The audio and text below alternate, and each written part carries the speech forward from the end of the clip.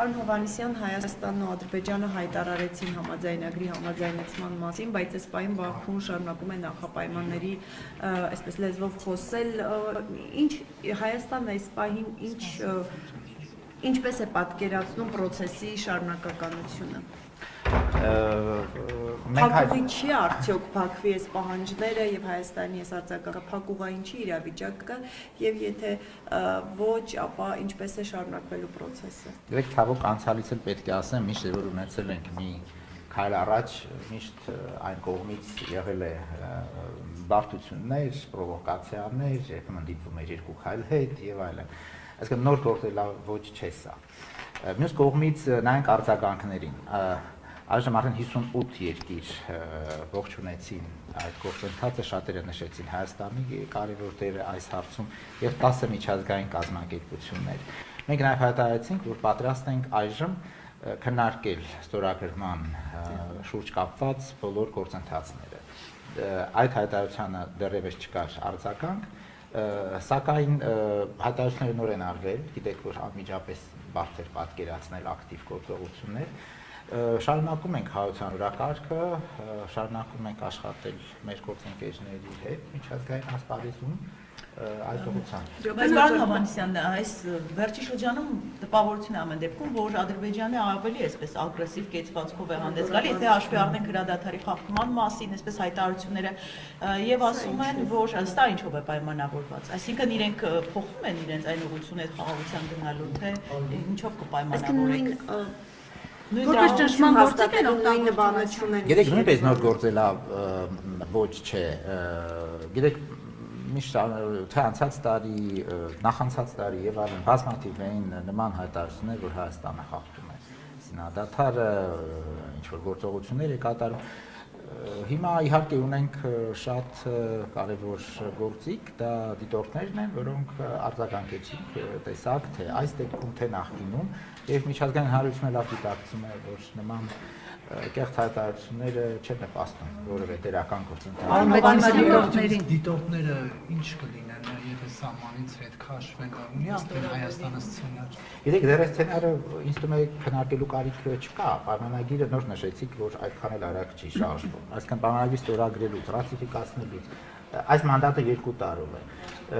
Իհարկե, հետագայում խաղությանը, եթե ունենանք այդ առաջընթացը ստորագրենք, ռատիֆիկացնենք եւ իսկապես կայուն խաղաղության նշաններ լինեն, իհարկե մենք կարող ենք քննարկել նոր մանդատ Եվրոմիության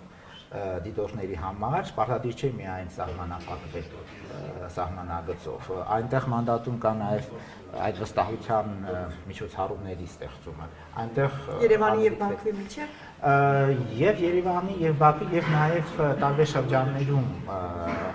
կայունության նպաստմանը։ Կարծում եմ անգամ ապագայում ամենադրական սցենարի դեպքում կկարողանան գտնել ճիշտ մոդել, որպեսզի եվրոպացի դիտորդները շարունակեն։ Պարոն Հովհաննիսյան, բայց վստահ է Երևանը, որ Բաքուն չի պահանջելու նրանց առհասարակ հանել Հայաստանից, որովհետև այստեղ քննարկումներ կան այս համաձայնության այս կետի վերաբերյալ, որ հստակ չէ ամեն դեպքում այդ սահմանային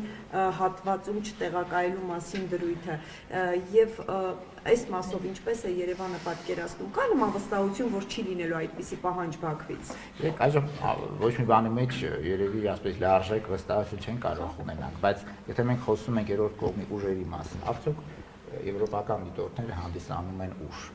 Սա դիտորդական առաքելություն է։ Այսինքն տրամադրությունը հուշում է, որ չպետք է լինեն նման պահանջներ, բայց իհարկե վստահ լինելու մասին շատ բարդ է ասել։ Բայց եթե ԵՄ դիտորդները ուժ չեն, երրորդ երկի ուժ, այո, դա սովորաբար խոսքը գնում է ռազմական ներկայության մասին։ Հիմա ինչքանով համարվում է սա էլ քննարկում։ Այդ դեպքում ինչու ենք մենք համաձայնել այդպիսի ձևակերպման ֆոնին քննարկել դիտորդների հարցը, եթե ուժն ու ԵՄ դիտորդները իրար հետ համատեղ։ Իսկ այժմ մենք դա չենք քննարկում։ Դա քննարկումը գնում է այսպես որպես ավելի շատ հասարակական մակարդակում, բայց Չէ, մեր արտգործնախարարը ուղիղ ասում է, որ դիտորդները դուրս կգան, հա, այո, բայց ուժ է ձևակերպումը եւ դրա տակ մենք ներառում ենք դիտորդներին։ Սա արդեն խնդիր չի կարող։ Սա խնդիր չէ, եւ իսկապես ինչպես արտգործնախարարը ասեց, խաղաղության հասարակության դեպքում բնական է ոչ ուժի, ոչ դիտորդական առաքելության ներկայություն կարող է կարիք չլինի։ Սա չի հակասում Հանրայինի եթերում վարչապետը խոսում էր միակողմանի ստորագրության հնարավորության մասին։ Կա այդպիսի իրավական ձևաչափ, հնարավոր է այդպիսի իրավական լուծում, որ միակողմանի Հայաստանը։ Չէ, բայց վարչապետը շատ բարձ հայտարարեց վերջի հարցազրույցում, որ նա ասում էր իր պատրաստականության մասին։ Իհարկե միակողմանի ստորագրման մասին խոսք չէր գնում եւ հնակապես լարժեք։ Բարներով է շնորհիք, պարոն Հովհաննիսյանը, երբ որ այդ պահանջը կամ կետը, հա, նախագծի մեջ ներառված երկու կողմերին է առնչվում երրորդ ուժերին հետ քաշելու, հայկական կողմը մատնանշել է Ադրբեջանը ում է հետ քաշելու սահմանից որպես երրորդ ուժի ներկայացուցիչ։ Խոսքը չի գնում միայն հետ քաշման, խոսքը գնում է նաեւ ապագայում հնարավոր ուժերի մասին։ Այդ առումով իհարկե տարբեր սցենարներ հնարավոր է։ Խոսքը գնում է երկու ստեկ բացառել երրորդ կողմի ուժերի ներկայությունը սահմանի վրա։ Միայն դա է կետը։ Պարոն Հովհաննիսյան, իսկ դա կլուծի այն խնդիրը, որ օրինակ մենք գիտենք 44-օրյա պատերազմին ադրբեջանական կողմից ինչ ուժեր են ներգրաված եղել ռազմական գործողություններին։ ԵՄ դիտորդները լրիվ օրինական ընթացակարգերով Հայաստանում գտնվող առաքելություն են, մինչդեռ կա նաև հակառակ պատկերը, երբ ունեցել են 44-օրյայի ժամանակ։ Հայաստանը այս համաձայնեցված դրույթով, եթե պայմանագիրը ստորագրվի, ոնց է վերահսկելու կամ ոնց է պատկերացնելու այդ տեսակի ներգրավվածության խնդրի լուծումը, օրինակ։ Պայմանագրում նախատեսված են երկու մեխանիզմներ վիճարկելի հարցերի քննարկելու համար, իհարկե պայմանագրում նախատեսված է դիվանագիտական հարաբերությունների հաստատումը, չնշանակում է նաև համապատասխան ներկայացություն, այսինքն դրան հարաբերություններ կլինեն անդրադառնալու, շատ ճիշտ է, դա կարող է նաև նպաստել խուսափելու նման Պարոն Հովհաննիսյան, դուք ասում եք խաղաղության պայմանագիր, Փաշինյանն ասում է խաղաղության համաձայնագիր։ Ի վերջո այդ փաստաթուղթը պայմանագիր է, թե համաձայնագիր։ Ո՞րն է տարբերությունը, դուք որպես Դա մի քիչ իրավական հարց է, դա չեմ կարող ասել, ինձ համար հոմանիշներ են որպես օգտագործում, իհարկե համաձայնագիր թերևս Բայց իրենք տարբեր են իրավական առումով, պայմանագիրը իրավական ուժ ունի։ Քոչարյանն ասում է պայմանագիրը պարտադիր կիրառման ուժ ունի, Իսկ համաձայնագրի դրույթները ոչ։ Հիմա որն է ճիշտ, մենք որ օրինակ օգտագործենք։ Կարծում եմ համաձայնագիրներ պայմանագիրը ավելի լայն գործածվելիք, համաձայնագիրը ավելի իրավական տերմին է։ Համաձայնագիրը կիրառում, դուք օրինակ պայմանագիր։ Ես նաև համաձայնագիրներ եմ կիրառել, ուղղակի այսօր պայմանագիր օգտագործեցին։ Փաշինյանը չի հերքել, որ հնարավոր է, այսինքն ասել է, որ հնարավոր է, որ պայմանագիրը կնքվի եւ հետո կրկին Ադրբեջանը հարձակվի, այսինքն սա անվտանգային ամբողջական երաշխիք չէ։ Այս դեպքում, եթե մենք երրորդ ուժերին հանում ենք, սահմանապահներին կանգնում ենք, ինչպես Ադրբեջանը պահանջում ապամոնտաժում է որոշակի ենթակառուցվածքներ սահմանին, այս դեպքում անպաշտպան չի հայտնվում Հայաստանը, եթե հարձակում լինի Ադրբեջանը։ Կրկին իհարկե լիարժեք երաշխավորություն ստանալ հնարավոր չէ, բայց մենք պետք է անենք այն հնարավորը, որպեսզի նվազեցնենք այդ ռիսկերը։ Իհարկե համաձայնագրի կնքումը եւս քայլ է, որպեսզի ապահովել Բայց Հայաստանը անպաշտպան վիճակում չի հայտնվում այս դեպքում։ Եթե հարձակում լինի։ Իսկ չէ, իհարկե դե համաձայնագրի դեպքում այդ ռիսկը նվազում է առավել, քանի որ ունենք նաև միջազգային հանրության ուշադրությունը։ Կրկին նշեմ, այս արձագանքը որ ավարտել ենք բանակցությունները տեքստի շուրջ, տեսեք ինչ առաջացրեց հայտարարություններ ամենատարբեր երկրներից։ Այսինքն այստեղ պետք է նայենք ինչքանով մենք կարող ենք նվազեցնել նման ռիսկերը, այն ինչ որ կարող է։ Իսկ միջազգային այսպես երաշխիքներ տրվելու են արդյոք, որովհետև հայտարարությունների մենք արդեն ծանոթ ենք վերջին 5 տարում, որոնք գրեթե արդյունք չեն տալիս։ Դե դուք գիտեք, որ հիմնական կարևորագույն երաշխավորողը դա ՄԱԿ-ի անվտանգության խորհուրդն է եւ տեսանք, որ այս հայտարարությանը, որ տեքստի շուրջ բանակցություններ ավարտվել են, ողջունեցին անվտանգության խորհրդի բոլոր 5 մշտական անդամները՝ ԱՄՆ-ն, Մեծ Բրիտանիան, Ֆրանսիան, Չինաստանը եւ Ռուսաստանը։ Ողջունեցին, իսկ որպես միջնորդ իրենք կարող են ներգրավվածներ կամ ցանկություն կա իրենց կողմից։ Այս պահին չեմ կարող պատասխանել այդ հարցին, բայց միջազգային ինստիտուտները այնտեղ են, թե ՀՀԿ-ն, թե ՄԱԿ-ը, ինչպես նշեցի, թե այլ ձևաչափերը։ Իսկ Ռուսաստանից նաև առաջման դեպքում ինչ դուք ասացիք, որ մեխանիզմ կա, որով կլուծվի պայմանագրի կետերի խախտման հարցը, ինչ ձև է համաձայնեցված այդ կետը, ինչ է ենթադրում։ Ես չեմ կարող մանրամասները բերեմ եւ դա ընդունված կետ է տարբեր համաձայնագրերում եւ որ երկու կողմերը քննարկում են այդ խնդիրները եւ խնդիրների չլուծման դեպքում կայլ այլ միջազգային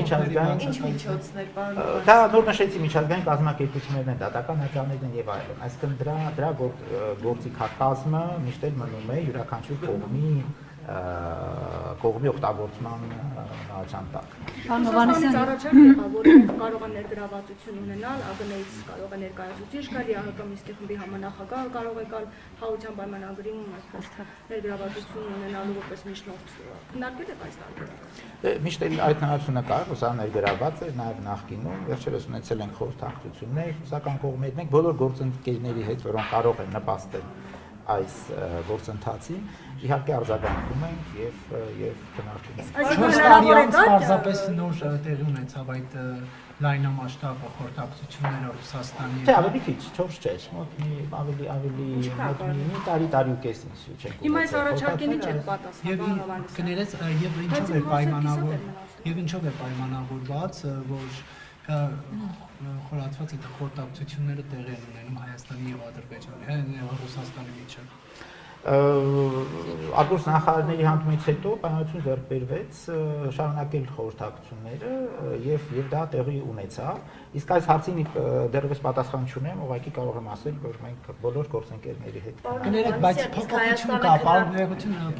կա, պարոն Հովհաննիսյան, եթե առաջօրինակ Երևանը հակված չէր, հա, այդպես խորացված համագործակցել այն կառույցների հետ, որտեղ Ռուսաստանն է, Նիկոլ Փաշինյանը չէր գնում մայիսին միջոցառումներին, հիմա այս տարի կարծեք բան է փոխվել եւ խորհրդակցություններ եք անցկացնում եւ ըստ Կրեմլի վարչապետը մասնակցելու է մայիսին այդ միջոցառմանը։ Չէ, այստեղ խոսքը Ռուսաստանի մասին չէ, այլ երկրի մասն էր գնում։ Մասնակցությունը պայմանավորված է լրիվ այլ դեպքի հետ կապված։ Չէ, ես ԵԱՏՄ-ն նկատի չունեմ, օրինակ հենց անցած տարի մայիսի միջոցառմանը չմասնակցեց Նիկոլ Փաշինյանը։ Որ միջոցառմանը, չէ, բայց եւ Դե գիտեք, դա նայած իրավիճակի տարբեր քաղաքական իրավիճակով պայմանավորված։ Չէ, սա պայմանավորված է թե մասնակցության հետ կապված ձևաչափերով, թե զբաղվածությամբ, համուտս Եվրասիական տեսության միության միջոցառումներին մենք մասնակցել ենք, շարունակել ենք մասնակցել։ Ապնդել որ չեն գնալու Մինսկ, ճիշտ եմ հասկանում։ Դե վարչապետը արեց իր հայտարարությունը, դուք լսել ավելացնելու բան չունենք դա։ Կներեք, այլևս երկրորդ ընթերցման ընդունվեց այս հարցը Եվրամիության դեռ պետք է ընդունվի։ Պետք է ընդունվի, այսինքն դե մտածում եք դեռ խորհրդարանում կարող է նիստում կարող է չընդունվել։ Կարծում եմ կընդունվի։ Իմ կասը։ Եթե խորհրդարանը Օրենքը կմտնի մեջ։ Եվ ինչ կատարել։ Եվ ինչպես անշած է օրենքում, գործընթացը կարելի է համարել։ Պարոն Հովհաննիսյան, բայց հնարավոր է պայմանագրի ստորագրման համար Հայաստանը մինչև խաղաղության պայմանագրի ստորագրման համար Հայաստանը մինչև դրա ստորագրումը սկսի Մինսկի խմբի լուծարման գործընթաց։ Այդ հարցին թե արգոս նախարարը, թե վարչապետը անդրադարձել են, ավելացնելու բան չունեմ։ Իհարկե մենք պատրաստ ենք քննարկելու յուրաքանչյուր առաջարկ, բայց իհարկե դա նաև